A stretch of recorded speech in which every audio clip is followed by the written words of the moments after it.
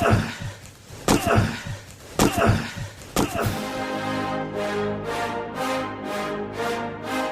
rolls out to the right, pitches off to Taylor, and Taylor's to the 20, down to the 15, down to the 10, 5, 4, 3, 2, 1. Touchdown, Billy Taylor! Touchdown, Billy Taylor! Billy Taylor scored a touchdown from 21 yards out. The crowd goes berserk. It was November 22nd, 1969. That they came to Barry, Michigan, all dressed in maize and blue. The words were said, the prayers were read, and everybody cried. But when they closed the coffin, there was someone else inside. Oh, they came to Barry, Michigan, but Michigan wasn't dead. And when the game was over, it was someone else instead. 11 Michigan Wolverines put on the gloves of gray, and as the organ played the victors, they laid Woody Hayes away. Under center is Wangler at the 45. He goes back. He's looking for a receiver. He throws downfield to Carter.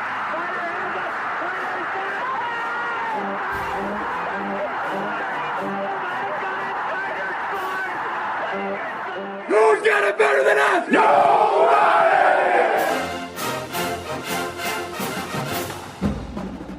Welcome to the Michigan Man Podcast on Wolverine Sports Radio, a member of the V Sporto Network, and in partnership with SB Nation's Maize and Brew, for Wolverine fans from coast to coast. Go Blue, and welcome to our Iowa Visitors edition of the show. I'm your host, Mike Fitzpatrick. My guest today is one of the best in the Big Ten. Hawkeye radio play-by-play voice Gary Dolphin joins us in just a moment, after we get started with a few of my thoughts. Saturday's win over Maryland was hard-fought. We knew going into the game we would be tested on both sides of the ball, and we were. We saw plenty of things to like, and much that needed improvement. It might be a win that ages well, too, because Maryland has a boatload of NFL talent on offense and a much improved defense. I think they're going to have a pretty darn good year. This Saturday is another test altogether, our first road game, and it's at Kinnick Stadium. Some of you might not consider this game a challenge, but I do, and I know Jim Harbaugh does. He has been around too long and knows just how tough it is to win in that stadium. Sure, Iowa's offense has struggled, but it is improving, if ever so slightly. What you see is what you get from the Hawkeyes. They want to run the ball, be physical, and mix in the short passing game. On defense, they're already the real deal.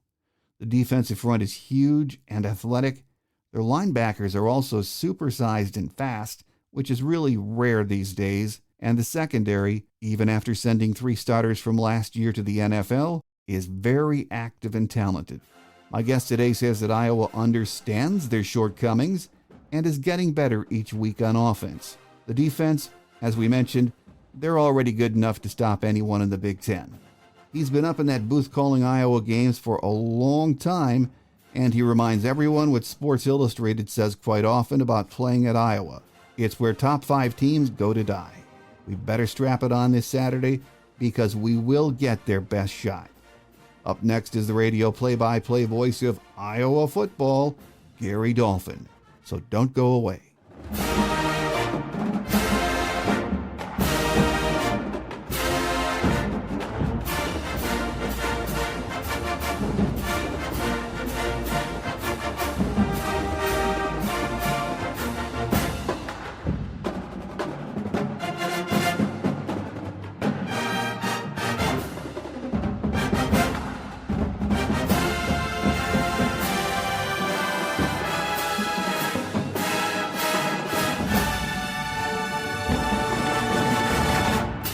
Here with us on our Iowa Visitors Edition today is the radio play-by-play voice of the Hawkeyes, Gary Dolphin. Great to once again have you back, Gary. Likewise, Mike. Good to be on with you. Thank you. Nothing better in Big Ten football, especially this time of year. Absolutely, and it's heating up in Week 2 of Big Ten play. I got to see the Iowa game Saturday night, and as they opened Big Ten play on the road in Piscataway, 27-10 win over Rutgers, and the defense opened the scoring for the Hawkeyes with 2 touchdowns, which doesn't happen very often, but they were both great plays, weren't they? They were. One youngster and one veteran came up with 2 big scores after they forced the turnover. Cooper DeJean is really a developing story. He reminds me, just his instincts reminds me a lot of a Tim Dwight on offense, and I'm not here to say, or on defense, I'm not here to say he's a Tim Dwight yet, but the kid, a heralded high school star in small town Iowa.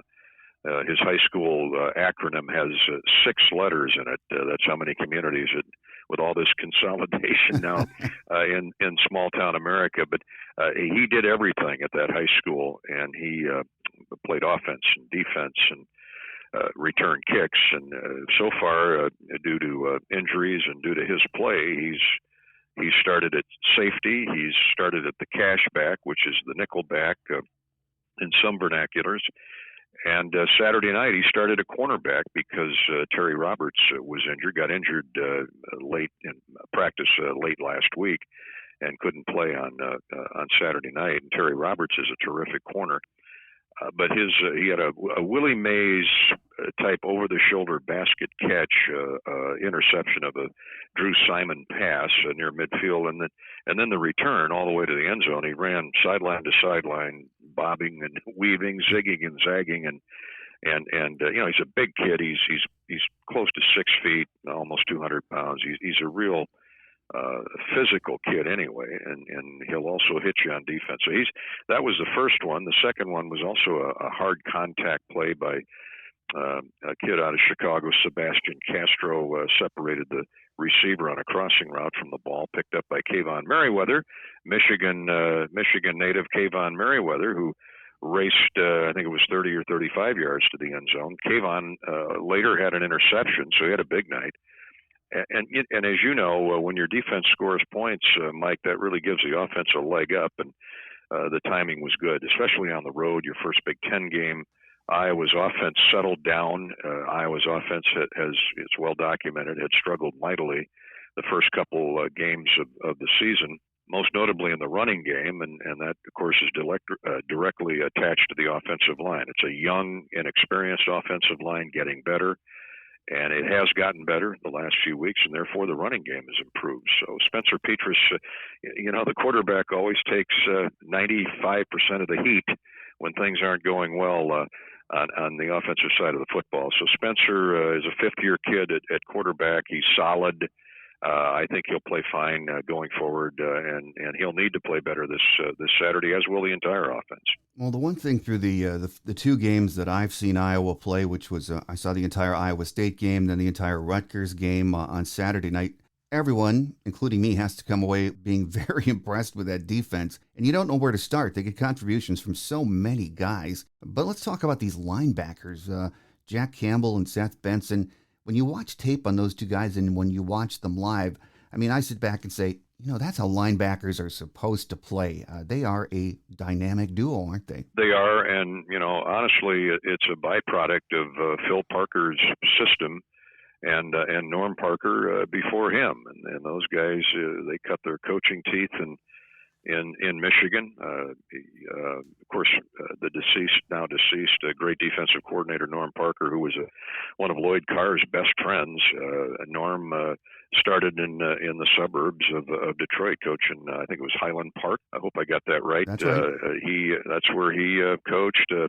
Just a great throwback, blue collar redneck coach. And of course, Phil Parker, who was a great player at Michigan State, grew up under Norm Parker's system, and it was only right that when Norm passed, that Phil was appointed the defensive coordinator. And their whole theory, Mike, is don't let them beat you over the top. It's your base 4-3, but kids like to play that kind of physical, up-front football.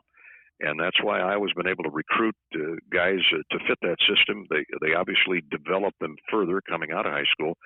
But Jack Campbell, I mean, he was heavily recruited, but not overly recruited by all the blue bloods at Cedar Falls High School, the home of Northern Iowa.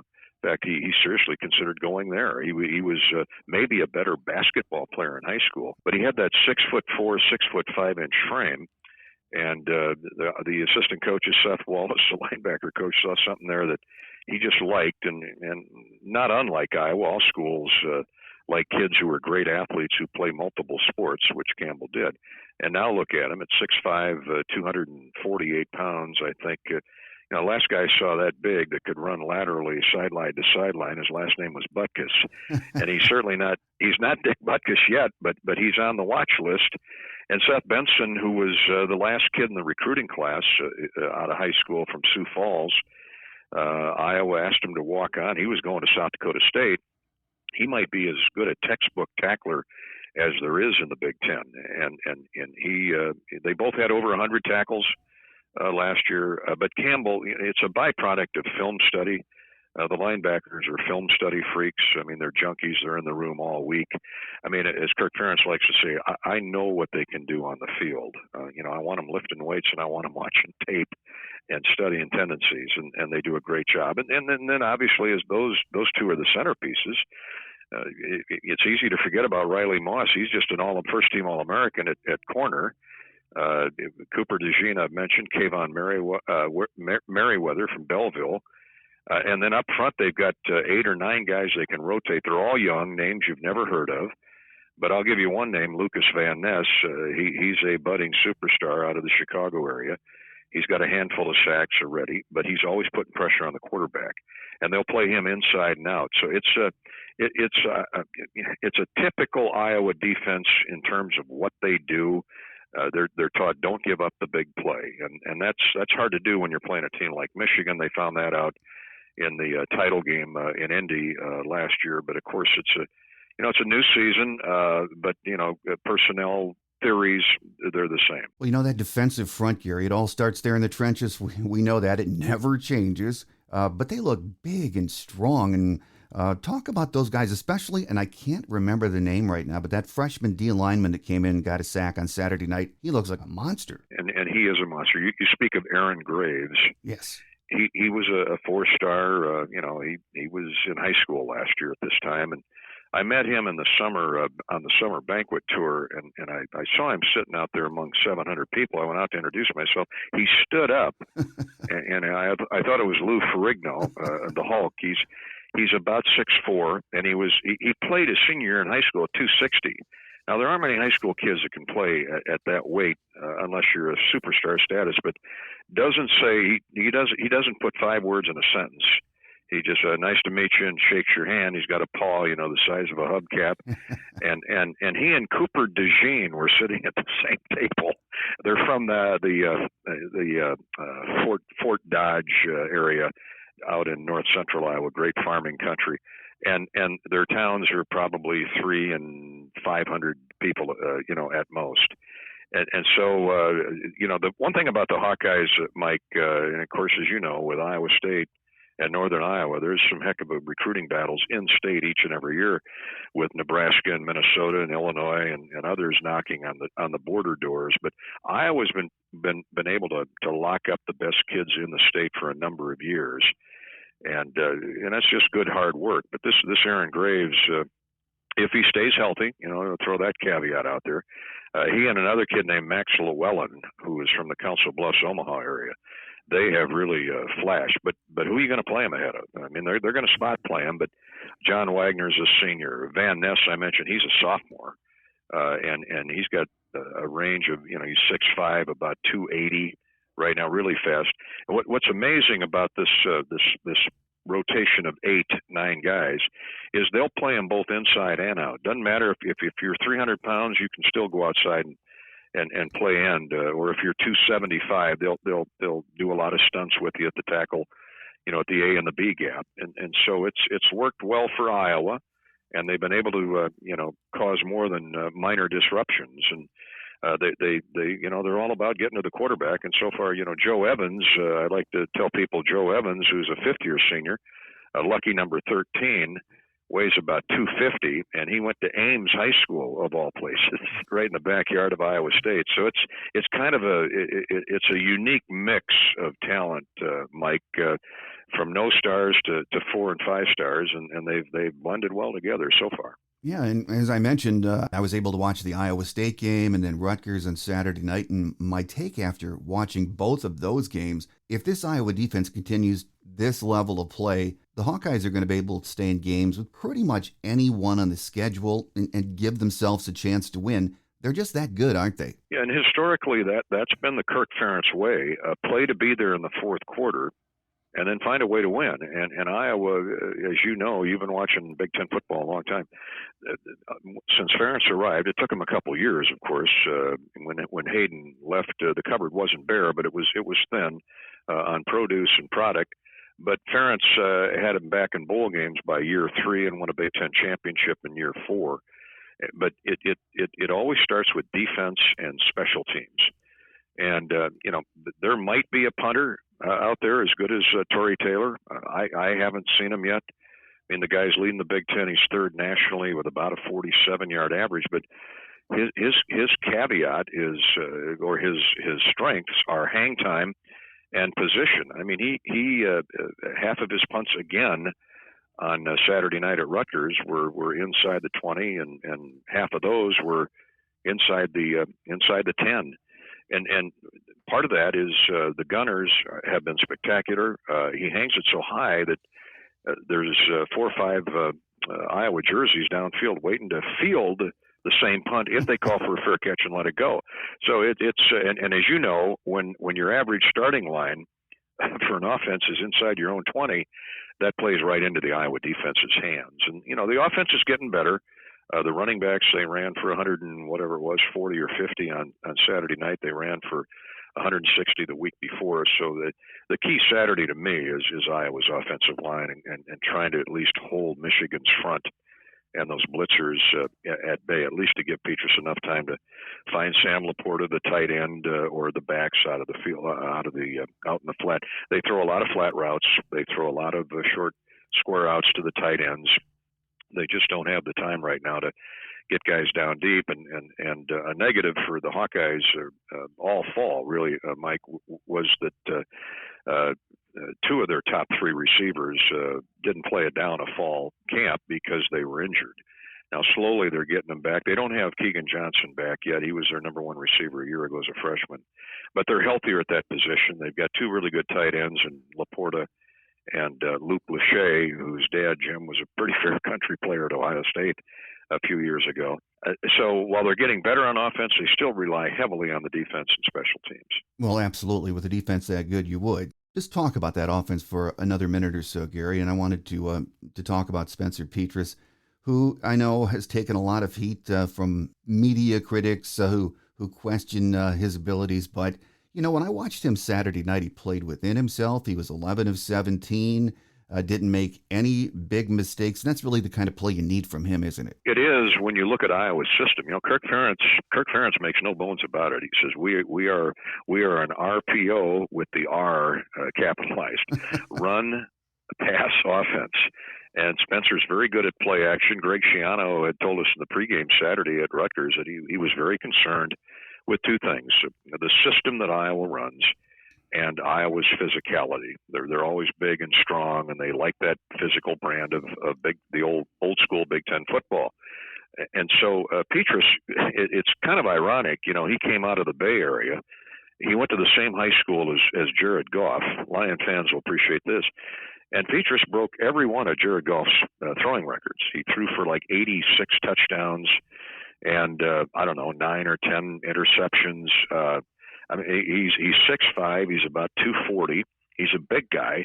He's a great conversationalist. He's a great kid. They all are. I don't care what school colors you're wearing. Most of them are just great kids, and they're very smart. And Spencer had to bite through his lower lip and adapt to this from a wide open style of football in California to what we play in the Midwest. Because Kirk Ferentz always says, come November, and you play outside and the wind's blowing, you better be able to run the football on a hard turf, on a frozen turf.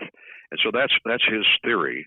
And you can certainly throw the ball off the RPO, but so Spencer's had to bide his time and to fit the system, and he's the best Iowa has right now. So there really is no turning back. They got to live with him. What they ask him not to do, Mike, is don't turn the ball over. And don't come up, if you have to throw it away, but we want you coming up 2nd and 8 or 2nd and 10, not 2nd or 3rd and 17. And I think back to that Big Ten championship game in Indy last December. That's exactly what Michigan got Iowa in, third and forever and second and extremely long. And that's just not the way the Iowa offense has to play. They've got to move the chains, control the clock, take your shots downfield when you can, when you have them. But Spencer's he's a quality young man. I think he's a good, solid quarterback. In the last couple of weeks, he's not turned the ball over. He's not thrown a pick. He's not thrown an interception. And I think that's a byproduct again of a young offensive line growing up. Tyler Linderbaum walked right into Baltimore, and he's starting for the Ravens. He's the best center in America last year. They've got a similar story to him that came across the line from the defensive front to center. His name is Logan Jones. He's got a lot of traits, a lot of similarities, a lot of skills that Tyler Linderbaum had, and they hope he can grow into the next Tyler Linderbaum. They're playing a true guard at right tackle. They're playing a couple redshirt freshmen and a true sophomore across that front. So they're young and inexperienced, but you know what? You got to play right now. This is the Big Ten, and they're taking their shot. They took their hits the first couple of weeks, especially in that Iowa State game. But I think they've rallied back nicely the last 2 weeks and need to play better on Saturday. Well, another positive I thought was the second half for Spencer and the offense was that they put together 2 75-yard plus drives and came away with points. And those were nice, balanced drives, weren't they? They really were. They try to be balanced. I mean, Kenny O'Keefe, who was their longtime offensive coordinator and quarterbacks coach, of course, retired in the offseason. Now Brian Ferentz is calling all the plays, or has been calling all the plays for a couple of years now. He, too, is the quarterbacks coach. So it's, Brian played almost every position in the offensive line when he was a star at Iowa. And he understands the quarterback. He played center for a couple of years. And so he's often criticized for his play calling, and what's he know that allows him to be the quarterback's coach? Well, he snapped thousands of footballs to quarterbacks. So I think if anybody knows how a quarterback thinks, it's the center. And so Brian, he gets vilified at times for his game plan, his game calling, but he's as you know, in the end, it comes down to execution. And if the guys aren't blocking and opening up some holes or keeping pass rushers off the quarterback, no matter what you call, is going to get it done. And so I can see improvement. Kirk Ferentz has a saying, we're a developmental program at Iowa. We need to get better every Saturday, especially in September. So when we hit the ground running in October, we look and play like a Big Ten team, and I think they're really close. The running game looked really good, though, on Saturday night. I think, as you said, between 140, 150 yards, and you have that sophomore trio of backs. And if you grew up in the Midwest, like most of us, we like to see those big backs that just hit the holes and drive those legs, especially when we get into November, that can move the pile. And the Hawkeyes have LaShawn Williams, Gavin Williams, and Caleb Johnson. They all ran well Saturday night, and they are big physical backs, aren't they? You're spot on. The Big Ten, is it the SEC in terms of its spread and wide open approach? No, but they have West Coast, they have spread. But when you get in the upper Midwest, as Ferentz has said many times, you better be able to run the football. Ferentz grew up in Pittsburgh. And Chuck Noll was his first coaching hero. So he watched Franco Harris. He watched all those great backs in Pittsburgh go on and help do more than their share in winning 4 or 5 Super Bowls.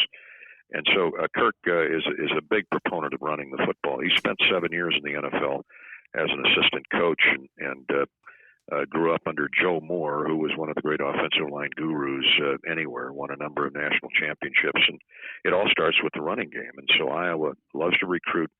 And if you're a great running back, why wouldn't you want to come to Iowa? If you're a great wide receiver or a great throwing quarterback, yeah, you're probably going to look elsewhere. That doesn't mean Iowa wouldn't love to have you. But the kids you mentioned, LaShawn Williams, let's start with him. He had a big touchdown, I think a clinching touchdown run. And he was a big part of that drive the other night, that 75-yard drive. He had runs of like 12 yards and 14 yards. And the RPO, the lead stretch zone that Iowa runs, it's essential that quarterback reacts to the cutback. He sees the hole and reacts almost out of just intuition. you can't stand there and say, okay, is that where I want to go? You see that lane, it develops, you get through it, because it's not going to be there very long. And, teams run blitz Iowa a lot for that very reason. But it started to work in the second half the other night, and it goes back to my earlier comments. I think this offensive line is getting better. They are getting more experienced, and the only way you can do that is playing against Big Ten teams like Rutgers, who, by the way, has a very physical, gifted defense. They've got some offensive issues, especially at quarterback, but we all have watched Greg Schiano. We know he's a winner, and we know he's going to get it done there, but he's putting it together piece by piece. So that was a really good defense. The Rutgers defense, Mike, was giving up 32 rushing yards a game through 3 games. Now, they hadn't played a juggernaut of a schedule, but those are still good numbers. And Iowa started to gut them pretty good in the second half. And it goes back to the turnovers, battlefield position, time of possession, all those things. But no, you're right. The Hawkeyes love to run the football. They really were giddy when they got Caleb Johnson to commit. He's a pure freshman out of Hamilton, Ohio, and they kept the covers on him, hoping that the Blue Bloods wouldn't come in at the last minute and offer him. So he came to Iowa. He's 6 feet. He's about 210, 212 pounds. He's a little smaller version. He reminds me of the way he glides. It's like his feet are never touching the ground. He just glides down the field. He's got a deceptive speed. He reminds me of a young Sean Green when Sean Green first came to Iowa. And of course, we all know how he turned out. Well, they're a good-looking trio of backs, and they'll be ready. We'll see a lot of them on Saturday when Michigan comes to town. Big doings. Fox's Big Noon crew's going to be there. I thought it was going to be a night game a couple of weeks ago, but I'm not going to complain. It's a noon kickoff. Oh, God forbid. We played 2 night games in a row, and 2 weeks ago it took us 9 hours and 3 lightning delays to get that thing over with. But the forecast looks good, I'm happy to say. Now, as I get older, let me tell you, 11 o'clock kicks aren't my favorite either, because I got to get up early. Yeah. But I prefer those 1:30 to 3 o'clock kicks in my older age are just fine for me. But they'll, Iowa, Michigan, anytime is great theater, and especially here in the last 25 years, like Ohio State, the Wolverines owned the Hawkeyes for a long stretch of time through the Schembechler years, and then when Hayden arrived in the late 70s, everything changed for the Hawkeyes. And they have 2 football coaches in almost 45 years. That's pretty impressive, and you see that consistency with Iowa football. Oh, absolutely, you do. And for those of us who've been around watching the Iowa-Michigan matchup, we know that's the case. But final thought before we let you get away, Gary. I go back to the 60s when I started watching Big Ten football, Michigan football. A lot of our listeners I've been talking to in the last couple of days will say, man, look at that Iowa offense. They've got a great defense, but this is not going to be that big a game. And I think, are you kidding me? I guess one of the benefits, yes, one of the benefits of being older is that, you know what? I've seen us go into Kinnick a lot of years. It never matters. It's always a dogfight when you're playing. Yes, you go back to the Hayden Fry days, and now Coach Ferentz, a well-prepared, physical, Midwestern Big Ten team. It's always a battle, and I expect it will be this Saturday too, Gary. It is, and I don't want to, I talked about Hayden and Kirk. I should have mentioned Evie first, Forrest Evishevsky, and from Dowagiac, I think it was Dowagiac, Michigan, yes. is where Forrest grew up, a Hall of Fame coach in the 50s. And Iowa's had great coaches down through the years, most notably Evishevsky, but the teams he put together in the 50s at Iowa, won 2 or 3 Big Ten championships and stormed through 2 Rose Bowls, maybe 3. I can't remember right now. I'd have to look it up. But and then in the 60s, they had a drought. Jerry Burns, a well-known name, came in. Iowa was ranked number 1. I think his first or second year. They ended up 4 and 5. Ray Nagel came in and threw it all over the ball yard. Came here from out west. And then ultimately, Hayden Fry arrived from North Texas, and it all changed from a consistency basis to a very consistent basis, is what I meant to say. And I will tell you, Mike, and you know this better than most, Iowa's fortunes also changed when Bump Elliott came in from Michigan Yes. and became the athletic director and hired. Think about this: Bump Elliott. Not only was he a great football coach and a great administrator, how many guys could hire at one setting the likes of Hayden Fry, Lute Olson, and Dan Gable? And then Bob Bowlesby succeeded him and brought in Kirk Ferentz when everybody was jumping up and down, stomping mad that they didn't get Bob Stoops.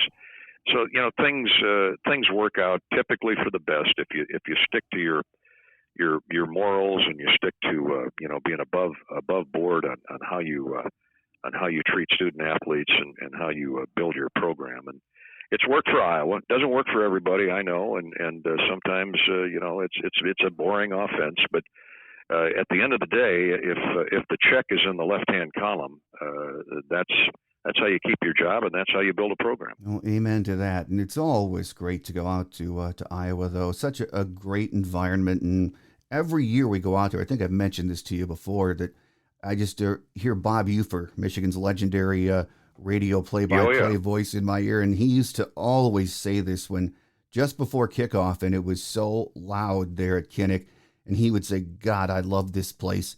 They built a stadium and left a little bit of room for a field." And that's the key to the noise. Kinnick, I say only seats 70,000. It's one of the top 25 for capacity in the country. Now, it's not the big house, and it's not the shoe, but it's darn near as loud because of the way it's built, and it's almost enclosed now, which has helped. But when they built this stadium in 1929, it's one of the few in the country that did. They, as you know, back in those days, if you follow college sports history, every football stadium had a 6 or 8 lane track around it. Yeah. And so the seats were quite a ways back because it was budget-wise, economically wise, it made sense. And Kinnick, for whatever reason, they did not build a track around Kinnick Stadium. So the first row of the seats are maybe 5 yards behind the bench. Yeah. And so, as Norm Parker used to say when he came in with the Michigan State team under, I almost said Duffy Doherty. I'm having a moment here. Oh, the great coach at Michigan State. Anyway, Norm was a defensive coordinator. He said, "I always knew I was in Iowa City when I was on the visiting sideline. I turned around and I looked up for 70 rows. And all I saw were farmers in orange bib overalls, and I knew they had just come in from deer hunting or turkey hunting." And they were going to an Iowa football game, and he said they had more than a few Budweisers. So, I'll conclude with this: while Iowa fans are very rabid and they get rowdy during a game, they probably are the most hospitable people I've ever been around, and they'll invite you right up to their tailgate, no matter what school colors you're wearing. So we always look forward to hosting Michigan. And a little bullet point here: Jim Harbaugh grew up across the street from Kinnick Stadium, maybe 2 or 3 blocks away, because Jack, his dad, John, I don't want to confuse John with Jack, but his dad was a secondary coach in the early 70s under Lauterbur and Bob Cummings. And so John and Jim, I shouldn't say they grew up in Iowa City, because John moved around Father Jack moved around to a number of schools, but they cut their teeth on college football at then it was Iowa Stadium, now it's Kinnick Stadium. Yes, they did, and we've all heard that from Jim before. He mentions that every year before the Iowa game, but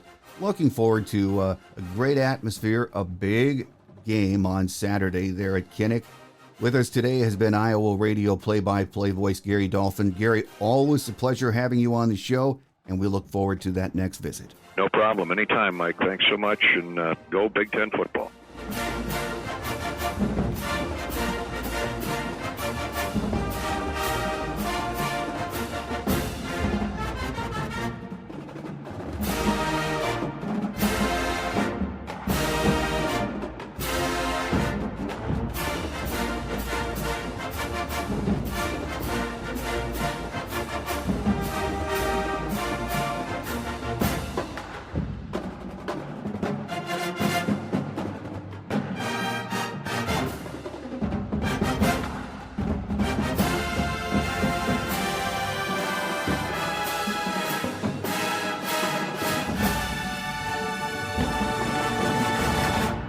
On Quick Hits today, at Jim's presser on Monday, he pretty much said, I'm not going to stand up here on Mondays and give injury updates on everyone that's out.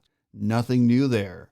He said, we'll see, when asked if Donovan Edwards would play on Saturday, and no update when pressed about Eric All's injury, which came out of nowhere before Saturday's game. So if we have any news on those guys or any other injuries, we'll update on Thursday's show. Thanks again to Iowa's radio voice Gary Dolphin for joining us today. We have a lot of great guys around the Big Ten doing play-by-play. Gary is one of the best. Always fun to have him on the show. On Thursday's Michigan Game Day edition, our guest will be beat writer Michael Cohen from the Detroit Free Press. So make sure you tell your friends and family about the show and join us again on Thursday. That will do it for another show. Thanks for tuning in. I'm your host, Mike Fitzpatrick. Have a great Wolverine week, everyone. Until we meet again, take care, and as always, go blue. Thanks for joining us today on The Michigan Man, here on Wolverine Sports Radio, a member of the V Sporto Network, and in partnership with SB Nation's Maize and Brew. Our listener lines are open 24/7 for your calls at 313-263-4842. That's 313-263-4842. Or email us at themichiganmanpodcast@yahoo.com. That's themichiganmanpodcast@yahoo.com. The Michigan Man Podcast is produced at the studios of Robin Lynn Productions, Allen Park, Michigan, and is not affiliated with the University of Michigan. Go Blue!